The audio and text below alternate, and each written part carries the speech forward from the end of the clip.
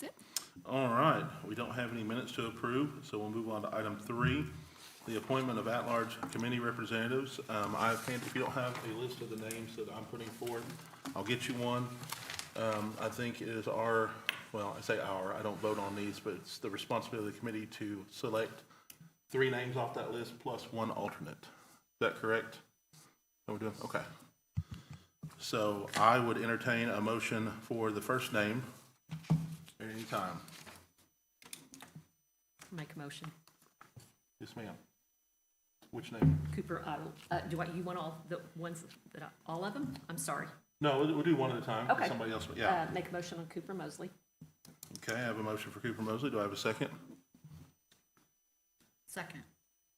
Roll call. There's 2 of us, do you? Would that pose a problem? That's his nephew. Uh-huh. That is Mike Mosley's nephew I that mean, they're I'm fine with him on it. Just- Okay, as long as it won't pose a problem. Okay. The only conflict is if there's like an ownership interest in the property or the Oh, project. yeah, or anything no. like that. So no, Can I ask a clarifying question really quick? Yeah. On the second name, is Brandy Winters the same person as Brandy Whitehead? Yes. Who works at Willowbrook? Okay. Yeah. All right. This is for yay or nay. Mosley, Yes. Lutz, Yes. Kirkpatrick, Yes. Bingham, Yes. Crosland's representative, Yes. Barry, Yes. Grayson. I don't vote on these, do I? Do they vote? Does the chairman? no, he does not vote. Yeah. I say, my memory's not good, but I remember last time not voting on them, so. Your memory's better than mine, sir.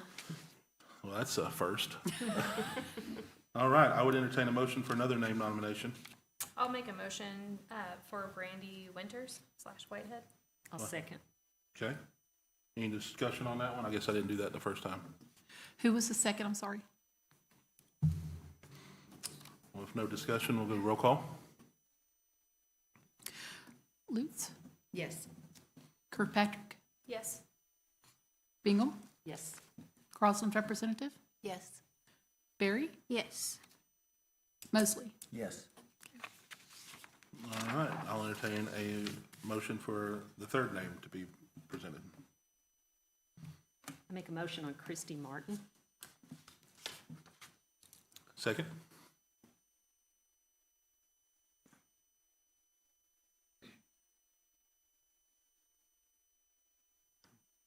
I'll second. Discussion on that one?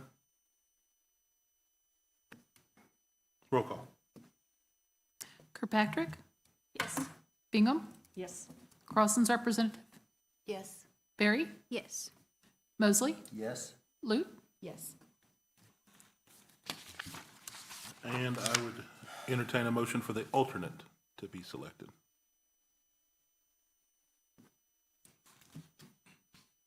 I make a motion on Joshua Woods. Second. Discussion on that one? Roll call. Bingham, Yes. Crosland's representative, Yes. Barry, Yes. Mosley, Yes. Lute, Yes. Kirkpatrick. Yes. Thank you all for that. Now we will move on to item 4, discussion of status of proposed tax increment districts and/or tax incentive districts, including but not limited to, review of the TIF-TID process and purpose of the review committee, potential boundaries for prospective increment districts and incentive districts, potential infrastructure improvements and related project cost.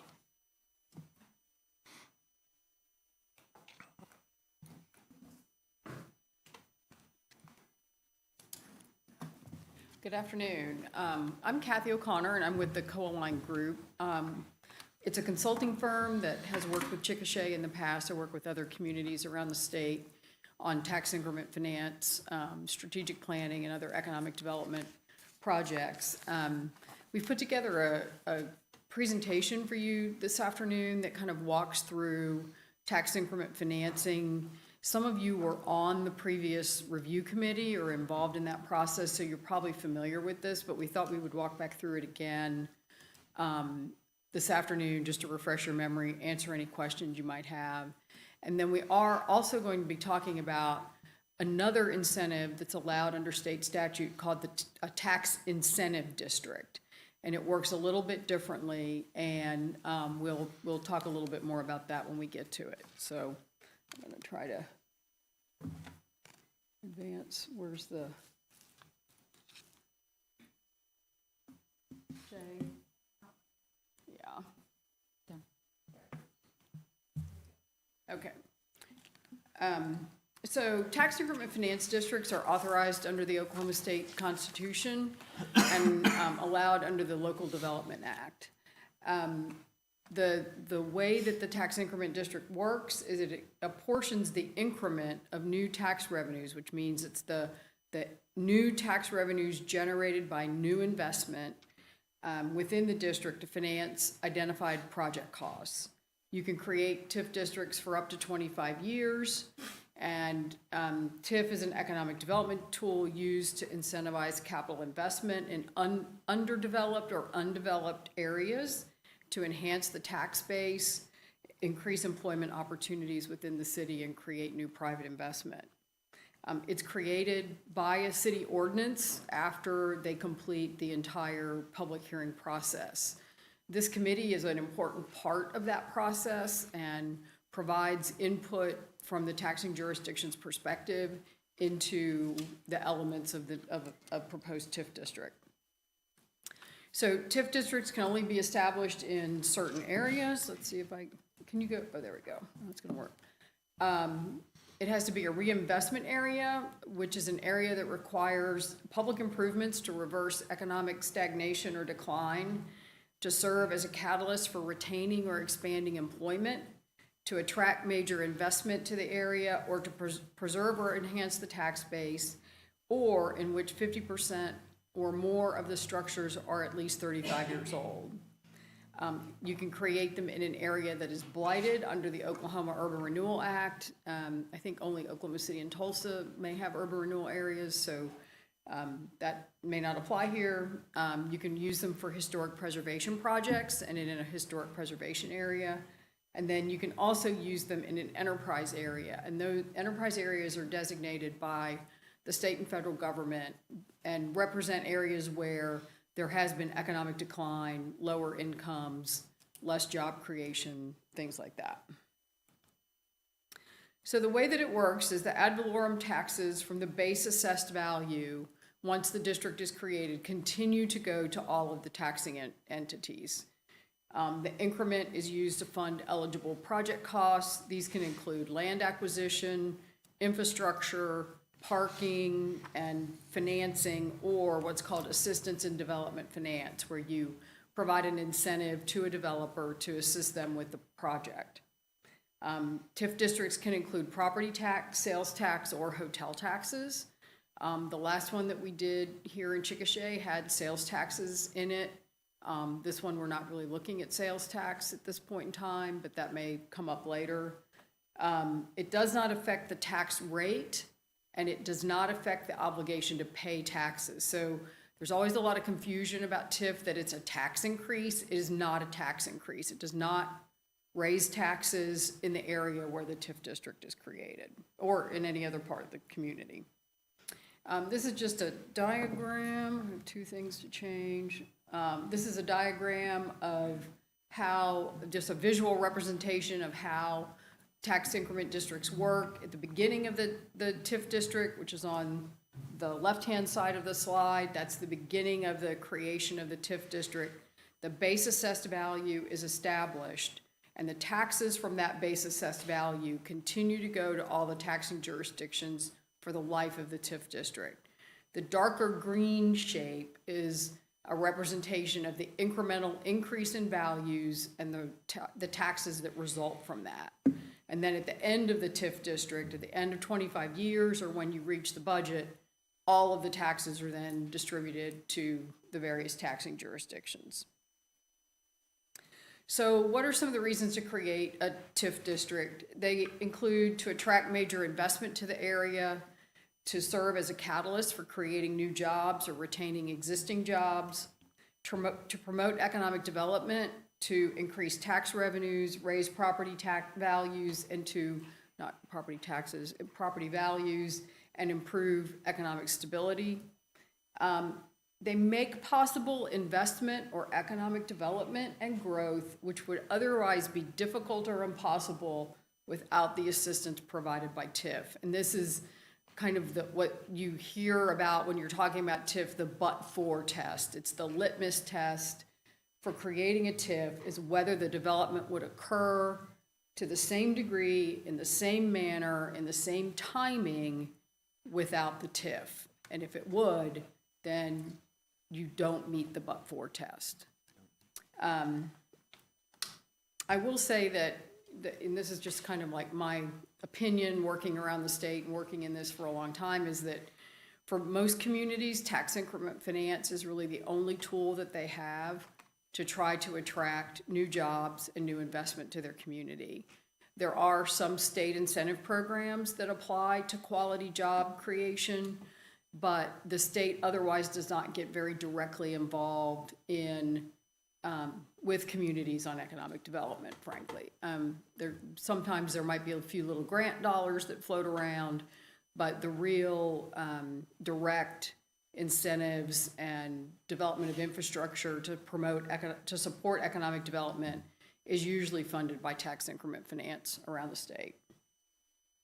So the process to create a TIF district includes the creation of the TIF Review Committee. So that's what we did today. You each represent one of the taxing jurisdictions, the planning commission of the city or the city council, and you appointed your 3 at-large members. So we've kind of got to that first step of creating the TIF Review Committee and convening it. Typically, the TIF Review Committee will meet more than once. I mean, you will have 2 or 3 or 4 or however many meetings it takes to kind of work through the process and the questions and make sure that we've got everything addressed. The next step in the process is the preparation of a project plan, and a part of that project plan will identify what is the increment area where the tax revenues are collected and what is the project area, which is where the taxes can be spent. Typically, the project area is a larger area than the increment district. So for example, if you have a water line that you need to replace or upsize in order to serve the increment district, it may run all the way across the city. So you need to include where that water line is going to be built in the project area. So you prepared the project plan. That's what it's called in the state statutes. It's a document that basically outlines why you're creating the district, why it's eligible, what are your goals, what are the results you're looking for. It will include a budget, who will administer the TIF, and typically it's designated as somebody with the city manager is usually who administers the TIF. It has to address the fiscal impact from the creation of the TIF, both good and bad, and maps showing both the project area and the increment area. The TIF review, as I mentioned, the TIF Review Committee meets to consider the project plan and make a recommendation to City Council. So you are a recommending body in the creation of a TIF district. The Planning Commission then will meet and review the TIF district and the project plan and make a recommendation on its conformance with the city's comprehensive zoning plan or land use plan. And then the project plan is finally adopted by City Council by an ordinance after 2 public hearings. That's the process all across the state. So sometimes when we talk about TIF, I like to tell my clients, here's some other things that you should think about when you're creating a TIF district, or some things to keep in mind. You want to structure the project plan to share some of the incremental tax revenues with the other taxing jurisdictions, which is what we did in the last one that we created here in Chickasha, and we'll propose something similar in this one. You want to carefully develop the increment area so that you don't include properties that will decline in value. It's a really bad thing to have a negative increment because you have nothing there to fund project costs with. Again, as I mentioned earlier, the project area can be larger than the increment area. And that's typically the case. And then the project plan can include more than one increment area. Each increment area can be initiated at different dates, but they all have to be started within 10 years of the original adoption of the TIF district. The one that we recently created for downtown had two, or downtown in the gateway out towards the highway, it had 2 increment areas in it. So that is something that we've done here before. What we are proposing today is a new tax increment district for Chickasha that its primary component would be to encourage and support industrial development and job creation around the Chickasha airport. The goal is to create new jobs and new investment in Chickasha. These are what in the economic development world we call primary jobs, which means they create a good or service that can be sold outside of the city limits. So they're not retail or hospitality jobs. They're frankly more desirable because they have a broader economic impact. And the estimate right now is to create approximately $600 million in new investment in the area around the airport. It's proposed that we would capture 75% of the revenues for the TIF district, and that 25% of the increased tax revenues would be distributed to the county, the school district, EMS, all the taxing jurisdictions. The other topic that we did want to talk to you about today is the potential creation of a future tax incentive district for data center development in this same area. Across Oklahoma, we're seeing a lot of interest in developing data centers. Obviously, it's a very large investment in capital and business equipment in order to support those centers. And the job creation for most communities is pretty important as well. So tax incentive districts are also provided for in the Local Development Act, which is the state statute that creates tax increment districts. A tax incentive district it provides an exemption from local taxes. So it doesn't capture the incremental increase in taxes. It can provide an exemption from taxes. Typically, these have been, when they've been created, they've been for a limited amount of time. 5 years is what's allowed in the statutes. There is an exception for enterprise zones where you can have one for 6 years.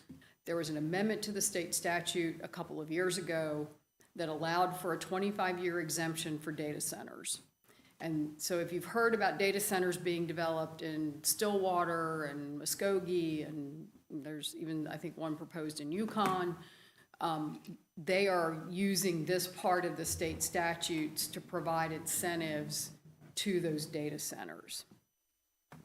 The approval process is basically the same, the step-by-step process, with the exception that each of the taxing jurisdictions has to formally approve the creation of the tax incentive district. And so then the next question is, well, if we give them this exemption for 25 years, do we get anything in return? And the answer is yes.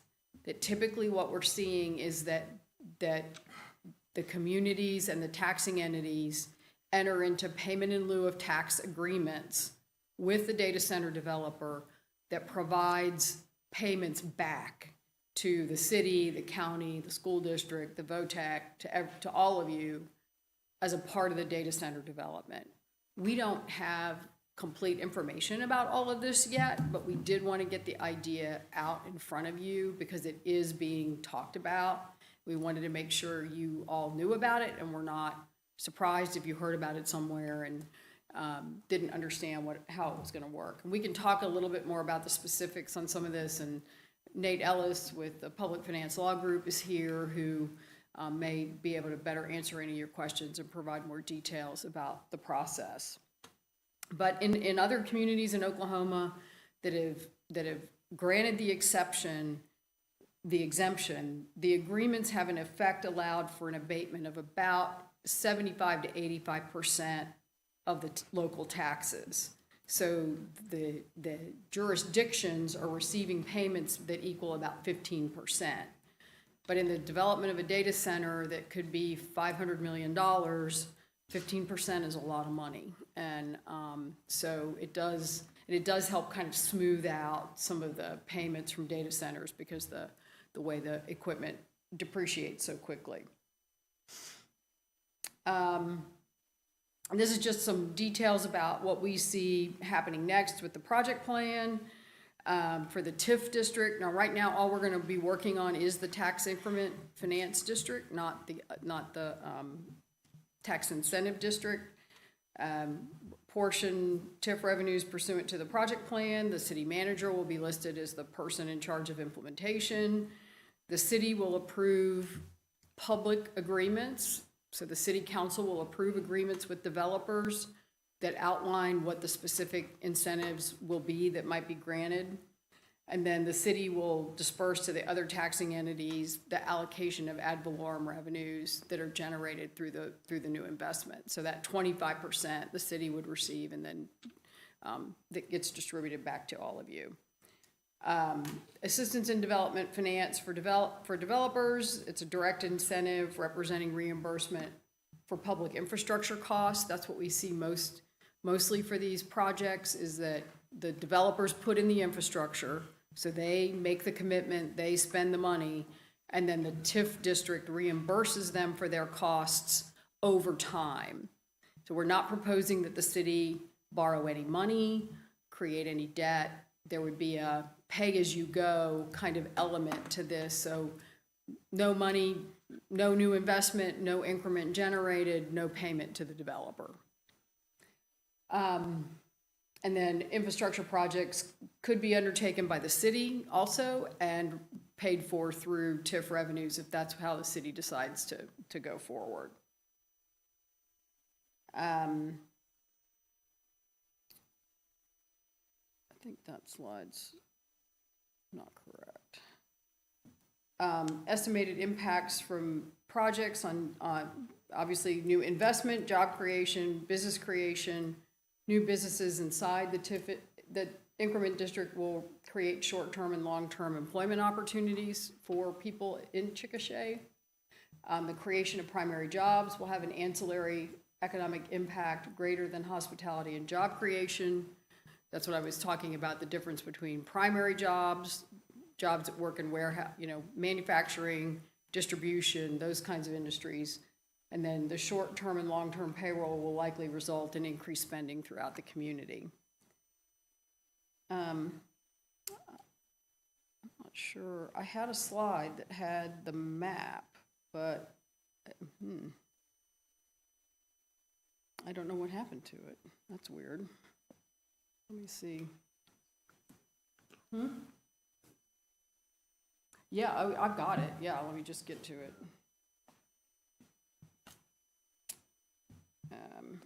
I don't know how I can show it, though. It was in this presentation. That is so strange. I apologize for that.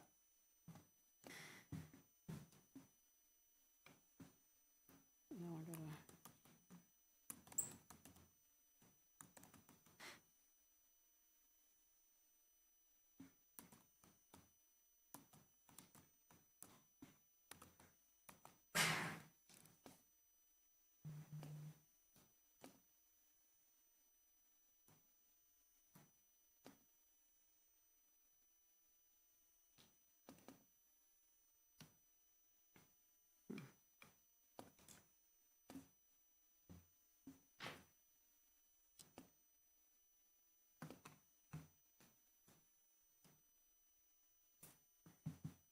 Oh, gosh. Okay.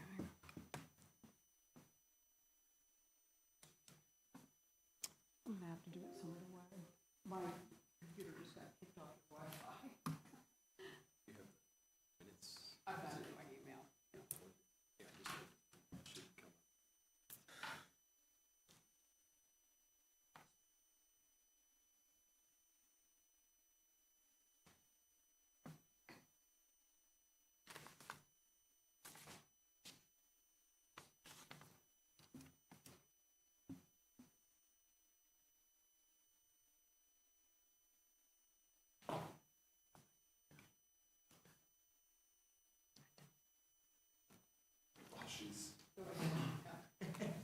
While she's doing that, while she's doing that, I'll say a few things. And the slide she mentioned, I know she saw the number and said it was incorrect. I think you saw like 5.7 million allocated to the taxing entities if you saw the slide when it was up there real fast. This is really rough calculations. We're still working through refining this, but assuming that we had full build out of a $600 million investment, that would result in on the order of about $6 million a year in ad valorem taxes. So, you'd have about $4.5 million each year that was going towards project costs and about $1.5 million each year that'd be coming to the taxing entities. So that at least kind of gives you an order of magnitude.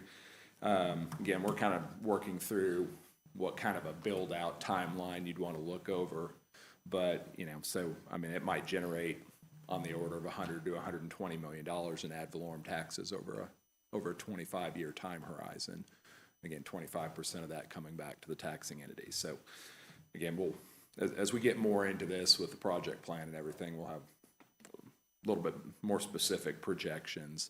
When we talk about the data centers being a tax exemption and the pilot payment coming back, a lot of these data centers have been projected, like maybe each unit, and you might have a project that projects multiple phases, so they might have 2 or 3 or 4 units associated with them, but a lot of them are on the order of $700-800 million or maybe even $1 billion in total investment, and that literally might be $20 or $30 million worth of building and $970 million worth of computer equipment. And of course, building is going to maintain its value, but computer equipment is going to come on, it's going to depreciate pretty fast, but after a couple of years, they're going to have to replace it. So one of the things to kind of help smooth out, if you had $1 billion investment, that might be about a $10 million a year ad valorem tax bill that you'd have. So when you're talking about a pilot payment that might be on the order of like $1.5 million that gets allocated to all the taxing entities, that equates to about that 85% tax abatement. And the reality is it really wouldn't be $10 million every year. It might start $10 million and then it drop down and then it go up, and it just kind of oscillate all over the place over the course of the 25 years. So that most of these have been structured where, it might be $1.5 million that gets paid year 1 that they're open, and then year 2 that amount is escalated by a CPI index, so it adjusts upward a little bit each year as you go into the future, and then that would be applied the same to future phases. So if there were 2 units and you had maybe in year 3 a second one came on,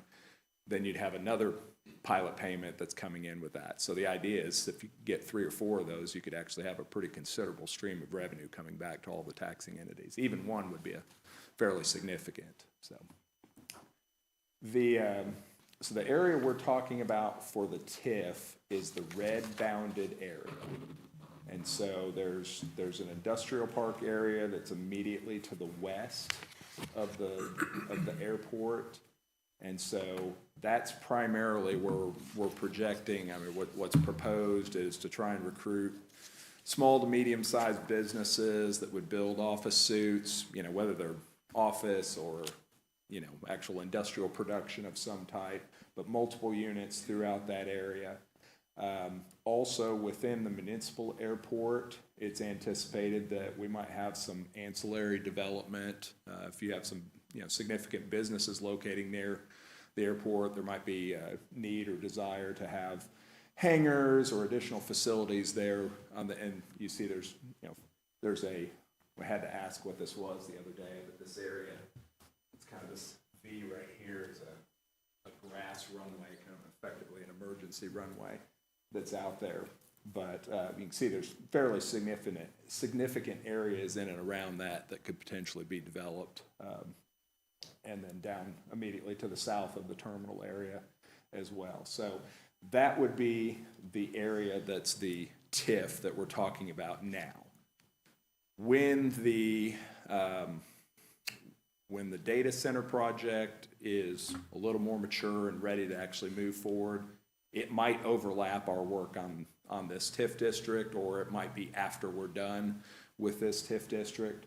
But then we would talk about that area that's a little bit further to the west. Again, there's not a specific site plan per se, but so that's just kind of a general area. It could be a little bit more than that. It could be a little bit less than that.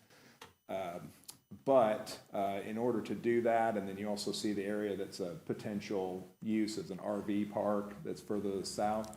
Most of that blue area and all of the yellow area is currently outside the city limits.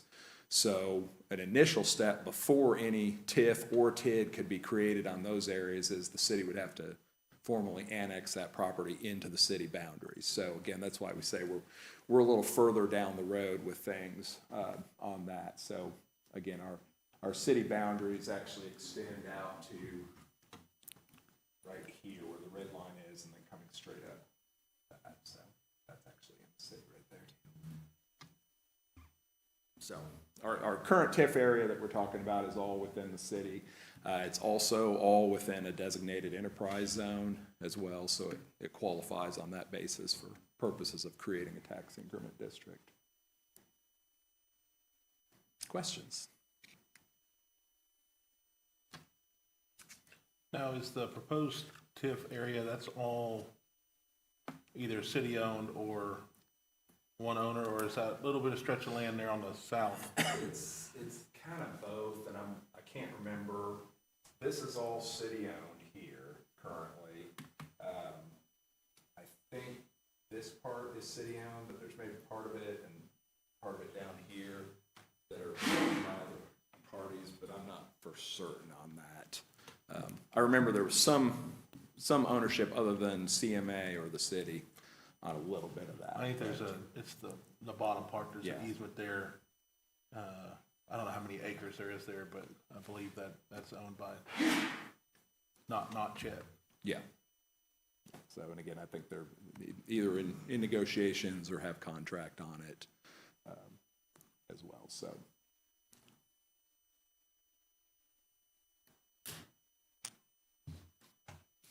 Other questions? Question I had was, it said the money would be sent to the city and the city would send it out to the other entities. So I've worked at the county treasurer's office. In the past, we would send the city their part, and then we would send the schools, EMS, mental health their part. Well, Yeah. what's the change in that? So, were you here in Grady County? Okay, so if you remember back, TIF 1 that the city did was a 75% ad valorem TIF. And so there was actually, the calculation was done at the county level, 75% of the TIF revenue went to the city, the other 25% went to the taxing jurisdictions. What we typically do now is we create a 100% TIF district, and then we would allocate 25% back to the taxing entities. For purposes of the county and EMS and the tech center and health department, doesn't matter. For purposes of the school, it's a benefit because they can treat it as other revenue, and they can utilize it for any purposes. That 25% that we did way back when, they had to treat the portion of it that was general, they had to treat it like general fund levy and sinking fund levy. Okay. And so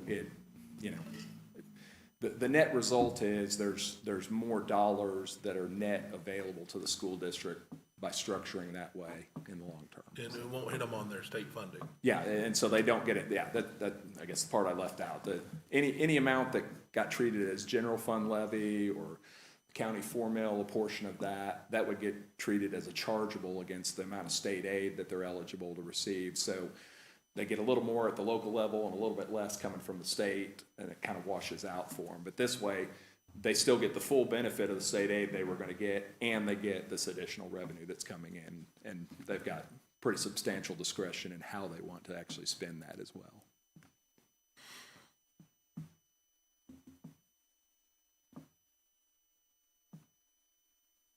Any other questions?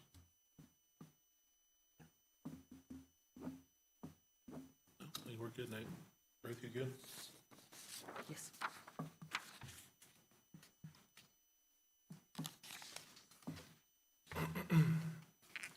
Do we have? Only thing I would add is that the next step in the process is that we'll start start working on preparing the project plan. And when that document is in a pretty, almost ready draft, we'll reconvene the TIF review committee and have another meeting to go over it in more detail, obviously. And then again, we'll have as many meetings of the TIF review committee as we need to. And then hopefully, you know, we can get that done November, December-ish, planning commission in December, maybe adoption early next year. So that's kind of what we're looking at. So the two areas that you're talking about annexing, will those be included in this TIF, or will that be an additional? No. Okay, That'll be in the tax incentive district piece Okay. of it. And I think the RV park would probably be a TIF district, but again, it'd be a separate district. Now, if moving forward, if that did become a separate TIF, would this process happen again? Or I know there's a certain percentage you can add once a TIF is approved. My How big it is. my understanding is we would probably do it as a separate district. That hasn't been definitively decided at this point, but I tend to think it would probably work as its own I own think we could standalone set it TIF. up as like a separate increment area, Yeah. amend this TIF to add that. That's what I mean. We Yeah. just amend it, we wouldn't, okay.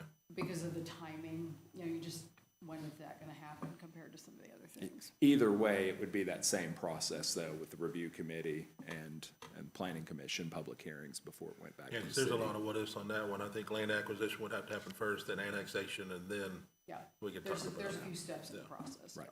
yeah. And I guess the other unique element on the incentive district, when we get to that stage, again, Kathy mentioned, that requires the consent formally from each of the taxing entities. So as part of that structure, we would actually have a tax incentive agreement that would be adopted by the city as part of the TID ordinance when it's created, and then it would actually go to all of the taxing entities, so the school board and the health and the EMS board, county commissioners, VOTEC, everybody would separately, their formal boards would formally consider it at a meeting, and again, anticipation, there would be quite a few conversations in advance of that, because we would try to structure the TID to match what the tax incentive agreement is going to ultimately say. So it wouldn't be kind of an agreement after the fact. That's something that would be done concurrently with developing it through this review process. Can I ask you a question? You were saying on the funding for the schools, when it comes back to the schools. I thought it was my understanding that that went to the building fund, is that correct?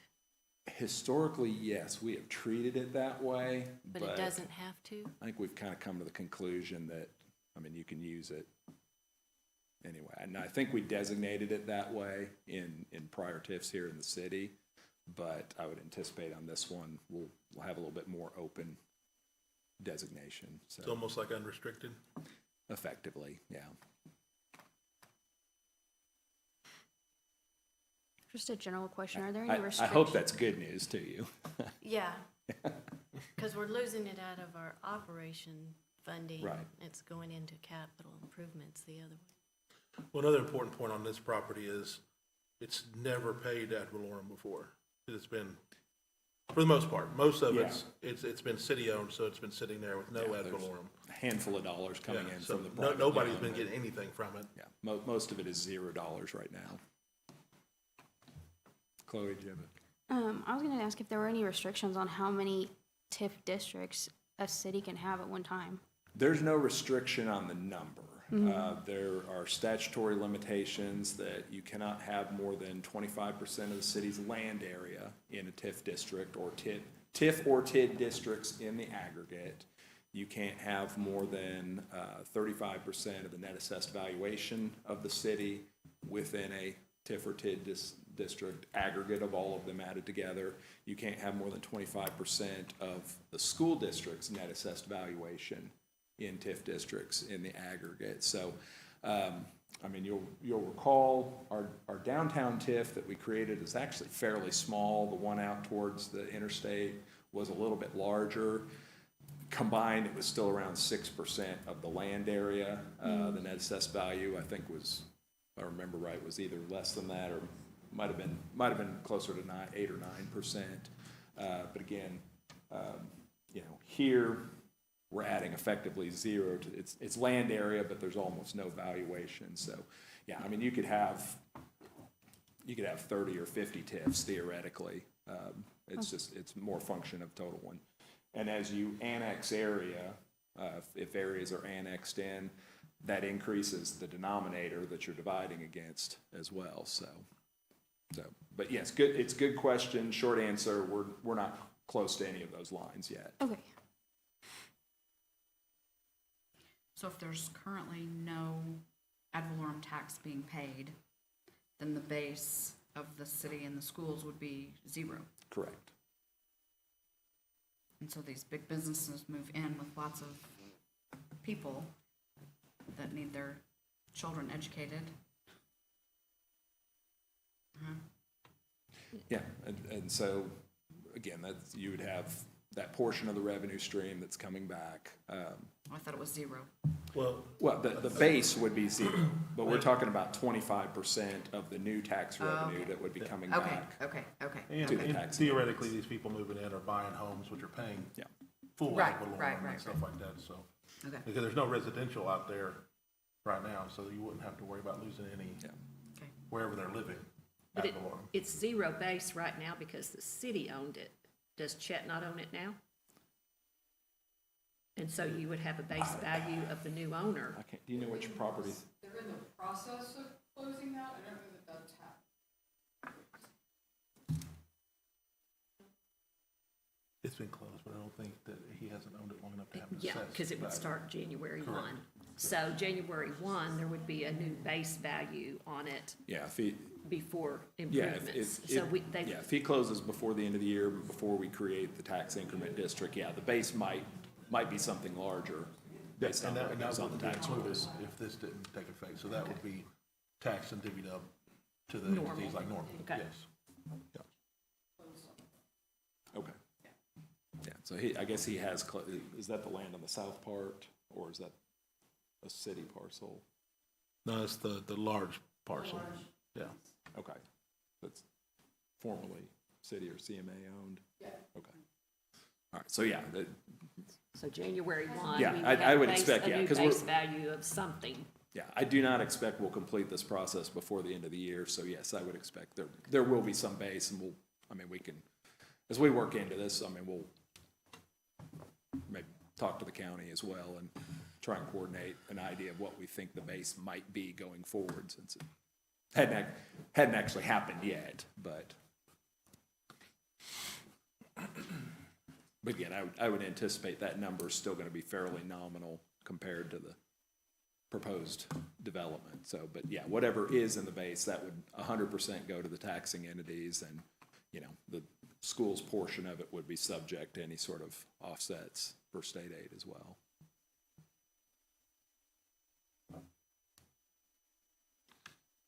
Anybody got anything else? I think we're good. I don't know, do we want to try and set a time for a meeting? I think we probably need to give ourselves several weeks for things to flesh out, if it's maybe towards the second half of November.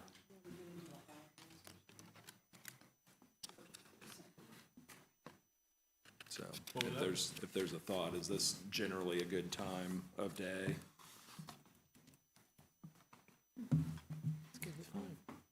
That's why my boss is pretty lenient, so. let me make it work.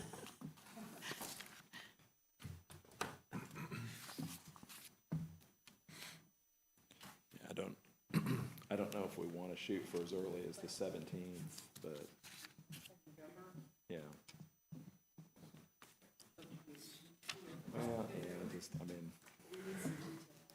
Yeah, I think we might be better served, maybe wait until December 1. December 1st. If the Monday afternoon works. That's good for me. December 1st work for everybody? December 1st, 1:30. I have a budget meeting, but I might be able to move that. So I'll just see. Plan on it.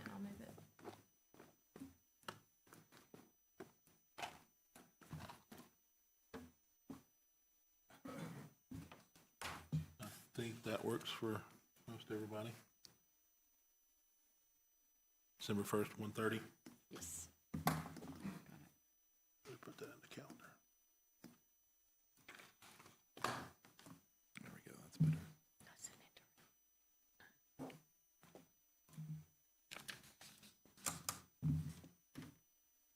All right.